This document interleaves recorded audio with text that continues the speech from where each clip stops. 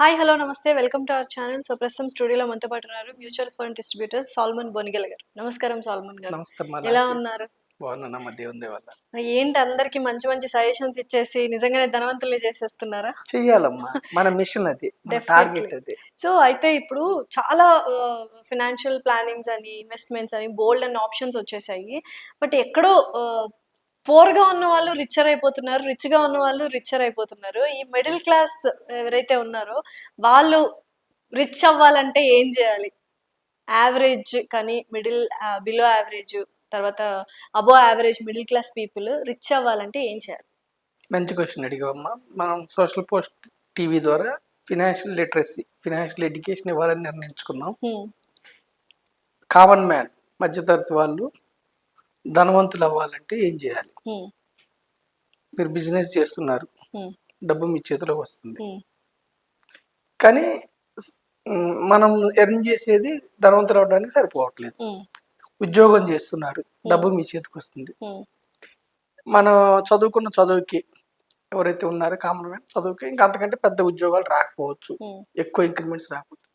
అయినా మన టార్గెట్ ఏంటంటే కామన్ మ్యాన్ నెలకి 30,000 సంపాదించే వ్యక్తి అయినా, రోజుకి 1,000 రూపాయలు కూలీ అయినా పర్వాలేదు, వాచ్మెన్ అయినా పర్వాలేదు, ధనవంతులు కావాలి.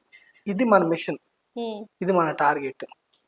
సో మనం ఏం చెప్తున్నాం అంటే అమ్మ, కంపెనీలో ఓనర్ అవ్వండి. మీరు ఎంప్లాయీగా ఉంటున్నారు, ఉద్యోగం చేస్తున్నారు, డబ్బు సంపాదిస్తున్నారు. ఆ డబ్బుని తెలివిగా ఇన్వెస్ట్ చేసి కంపెనీలో ఓనర్ కండి. అదేలాగా కంపెనీలో ఓనర్ అవ్వడం. అది మనం చెప్పేది. కంపెనీలో ఓనర్ అవ్వండి కంపెనీస్లో. రెండోది ఏమిటమ్మా, ఇప్పుడు మీ చుట్టుపక్కల మీరు ఎక్కడ ఉంటున్నారో, ఏమంటే ఏ వ్యక్తి ఎక్కడ ఉన్నారో చుట్టుపక్కల అన్నీ ఉంటాయి. బిజినెస్లు, చిన్న చిన్న బిజినెస్లు, కంపెనీస్ ఉంటాయి. మనం వెళ్ళి పార్ట్నర్షిప్ అడిగామనుకో, ఇస్తారా వాళ్ళు? మన ఇంటి దగ్గర ఒక హాస్పిటల్ ఉంటుంది, నచ్చింది మనకి, హాస్పిటల్ బాగా మంచి పేరు వచ్చింది, డాక్టర్స్ బాగా చూస్తున్నారు, నచ్చింది, మనం వెళ్ళి పార్ట్నర్షిప్ ఇవ్వమంటాం, ఇస్తారా? ఇవ్వరు. లేదు, మంచి హోటల్లో మనం బస చేసాం, వాళ్ళ ఆతిథ్యం నచ్చింది, వాళ్ళ ఫుడ్ నచ్చింది, లాభాలు బాగా వస్తున్నాయి, ఇస్తారా? పార్ట్నర్షిప్. అయితే కొన్ని కంపెనీస్లో ఇస్తారు, కొన్ని కంపెనీస్లో ఇవ్వరు పార్ట్నర్షిప్. ఓకేనమ్మా. ఇక్కడ డిఫరెన్స్ ఏంటంటే, మనం కామన్ మ్యాన్కి ఎడ్యుకేషన్ ఏమిస్తున్నాం అంటే, కంపెనీస్లో 2 రకాలు. ఒకటి ప్రైవేట్ లిమిటెడ్ కంపెనీస్, రెండోది పబ్లిక్ లిమిటెడ్ కంపెనీ. ఓకేనమ్మా. ప్రైవేట్ లిమిటెడ్ కంపెనీస్ అంటే ఆ వ్యక్తి, వాళ్ళ కుటుంబం, వాళ్ళ బంధువులు మాత్రమే వాళ్ళ చేతిలో ఉంటుంది. అంతే, అది వాళ్ళు కావాలనుకుంటేనే. అది కూడా వాళ్ళు రేపు ఏమి షేర్ ఇచ్చుకోవాలన్నా వాళ్ళ కుటుంబానికి ఇచ్చుకుంటారు, లాభాలైనా లాస్ అయినా ఏదైనా కానీ వాళ్ళకే. ఇందులో నేను పార్ట్నర్షిప్ అడిగితే నాకు ఇవ్వరు. ఒకవేళ నాకు పార్ట్నర్షిప్ కావాలంటే ఆ కుటుంబంలో అమ్మాయినో అబ్బాయినో పెళ్లి చేసుకుంటేనో బంధుత్వం ఉంటేనో వస్తుంది. ఓకేనమ్మా. మనకి మన దేశం ఇచ్చిన వరం public limited companies. Public limited companies అంటే ప్రజలు ఎవరైనా ఇందులో మీరు ఓనర్షిప్ పొందొచ్చు. మీ కలర్తో సంబంధం లేదు, మీ జెండర్తో సంబంధం లేదు, మీ చదువుతో సంబంధం లేదు. సపోజ్ మీకు తాజ్ హోటల్ నచ్చింది, మీరు ఒక డిమాట్ అకౌంట్ తీసుకొని షేర్ కొనుక్కుంటే మీరు ఓనర్ అవుతారు. మీరు ఎంబీబీఎస్ చదవలేదు, ఎంఎస్ చదవలేదు, ఎండి చదవలేదు, ఒక హాస్పిటల్ షేర్ కొనుక్కుంటే హాస్పిటల్ ఓనర్ అవుతారు. ఓకేనమ్మా. అంటే పబ్లిక్ లిమిటెడ్ కంపెనీస్, మన దేశంలో పబ్లిక్ లిమిటెడ్ కంపెనీస్ చేసే వ్యాపారం ఎక్కువ, 80%. కానీ కొన్నే ఉంటాయి. ప్రైవేట్ లిమిటెడ్ కంపెనీస్ చాలా ఎక్కువ, దేశం మొత్తం గల్లీ గల్లీకి ఉంటాయి. వాళ్ళ మొత్తం వ్యాపారం 20% ఉంటుంది. ప్రజలు ఏం అర్థం చేసుకోవాలంటే, నెలకి 100 రూపాయలతో కూడా మీరు పబ్లిక్ లిమిటెడ్ కంపెనీస్లో ఓనర్ అవ్వచ్చు. బ్యాంక్స్ అన్ని పబ్లిక్ లిమిటెడ్. ఎస్బీఐ బ్యాంక్లో మీరు ఓనర్ కావచ్చు, ఐసిఐసిఐ బ్యాంక్లో ఓనర్ కావచ్చు, ఇన్సూరెన్స్ కంపెనీస్లో ఎల్ఐసిలో కూడా ఓనర్ కావచ్చు. ఇది ప్రజలు అర్థం చేసుకోవాలి. ఎప్పుడైతే మీరు ఓనర్షిప్లోకి ఎంటర్ అవుతారో ధనవంతులు అవడానికి అవకాశం ఉంటుంది. ఎందుకు? కంపెనీలో ఓనర్ అయితే ఏమవుతుందమ్మా, లాభాలను ఏం చేయాలి, ఎవరికి పంచాలి? Share holders. షేర్ హోల్డర్స్ పంచాలి, సమానంగా పంచాలి. ఇప్పుడు చూడండి అమ్మా, మీరు ఒక కంపెనీలో ఉద్యోగం చేస్తున్నారు, మీరు నేను.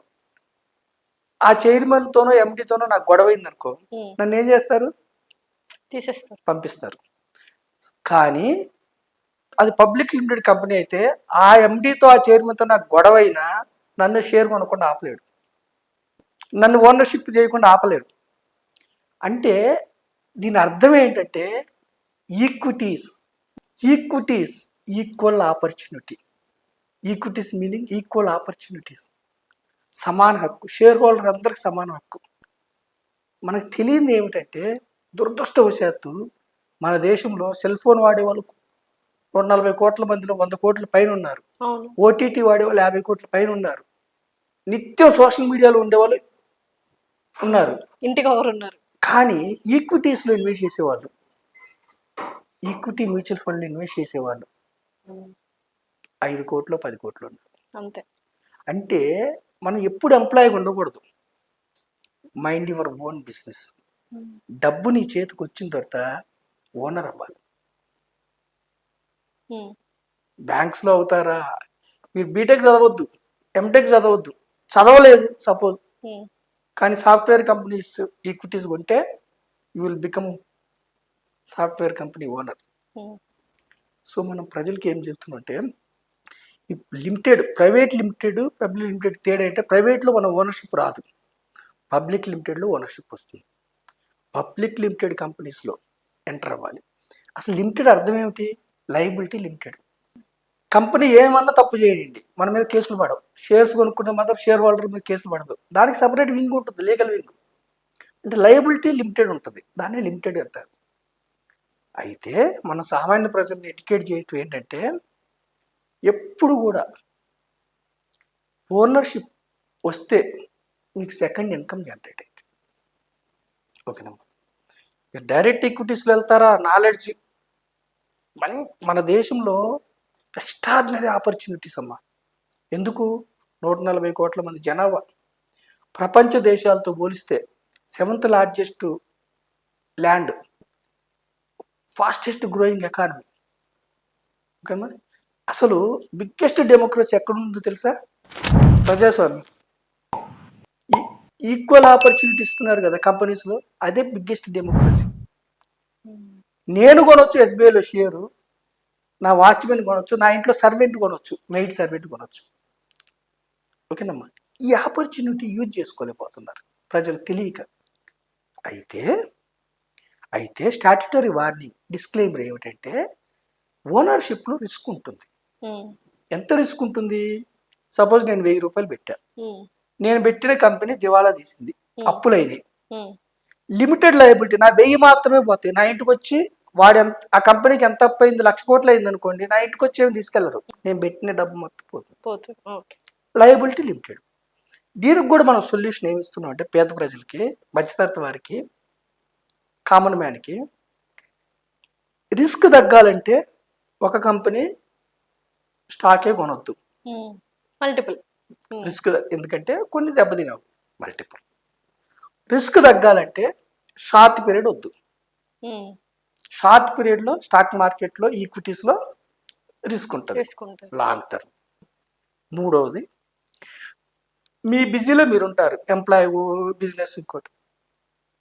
మీ సొంతంగా మీరు ఏ కంపెనీ పెర్ఫార్మ్ చేస్తుందో మీరు తెలుసుకోలేకపోతే చాలా ఉంటాయి balance sheet. Equity mutual fund, diversified equity mutual ఫండ్ని ఆశ్రయించండి. మీకోసం ఒక కంపెనీ, సంస్థ, మ్యూచువల్ ఫండ్ సంస్థ మీకోసం పనిచేస్తుంది, మీకోసం ఒక ఫండ్ మేనేజర్, రీసెర్చ్ టీం పనిచేస్తుంది. అది కూడా మీరు ఎత్తుక్కోవడం రాకపోతే ఒక డిస్ట్రిబ్యూటర్, ఒక ఫైనాన్స్ ప్రొఫెషనల్ ద్వారా మీరు తీరాలకు చేరతారు, మీ యొక్క స్టేటస్ మారిపోతుంది. సో మనం ఏమంటున్నాం? ఓనర్షిప్కి రండి, పబ్లిక్ లిమిటెడ్ కంపెనీస్లో ఓనర్షిప్ రండి, డైవర్సిఫైడ్, నెంబర్ ఆఫ్ ఆప్షన్స్ ఉన్నాయి, దీర్ఘకాలం ఉండండి, ధనవంతులు అవుతారు. రిస్క్ ఉంటుంది షార్ట్ పీరియడ్, దీర్ఘకాలంలో economy 5th largest economy in the world మంది.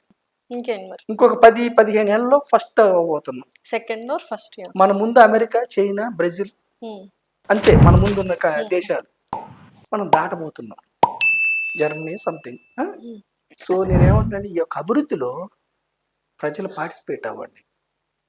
పార్టిసిపేట్ అయ్యి ఓనర్షిప్ తీసుకుని, అది కూడా ఈక్విటీ మ్యూచువల్ ఫండ్స్ ద్వారా తీసుకుంటే మీకు రిస్క్ తగ్గి దీర్ఘకాలం ఉంటే లక్ష్యాలు ఓరియంటెడ్గా మీరు చేస్తే మీరు ధనవంతులు అవడానికి మిక్కిలే అవకాశం ఉంది. Okay, thank you so much అండి. థ్యాంక్ యూ అమ్మా.